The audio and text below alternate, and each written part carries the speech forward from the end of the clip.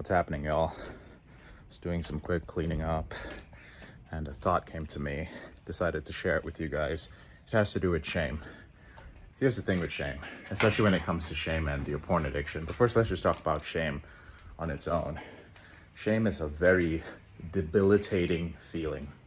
It comes as a feeling, or rather manifests itself as a belief that, or it's dark in here, as a belief that you are inherently flawed or broken, that something is inherently wrong with you, that you are a bad or a broken person, right? Guilt, on the other hand, it's usually like a one-time transgression, right? It can be fixed with an apology, right? You can right your wrongs with guilt, right your wrongs. But when it comes to shame, man, it's really rough. A lot of times the main descriptions of shame, or rather the way it manifests, is in a feeling like you're very small, feeling like you need to hide, feeling like you would want the ground to open up and swallow you. You just want to be taken from this existence. This is the reason why shame can lead a lot of people to suicide as well. It just makes you feel small and unworthy of being out here. So when it comes to people experiencing shame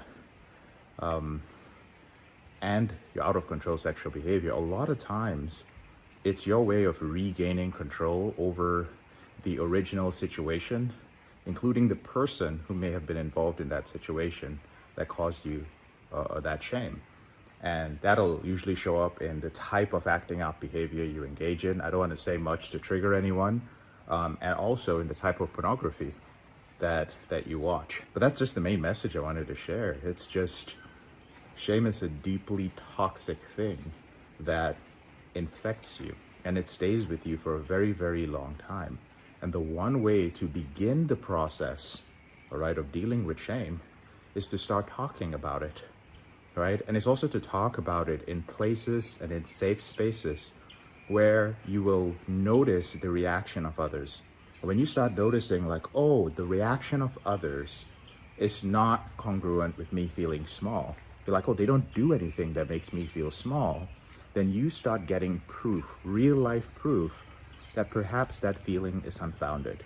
It's not necessarily going to happen the first time, but being around the right people who are not going to judge you for those shameful things is very important. Now, there's a lot more that I could say about it, and I actually would like to talk a lot more about shame. I'm just very cognizant of sharing information that's useful to you guys. God, it is hot out here. Look at this. I just wore this shirt. Look at this. My goodness, right? So if you would like to learn more about shame, if you're just like, hey, dude, just, yeah, go for it. Put out more stuff about shame. Just let me know. You can do so in the comment section below.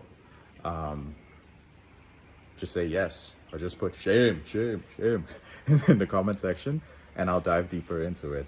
But yeah, that's my message for y'all today. Talk to you later.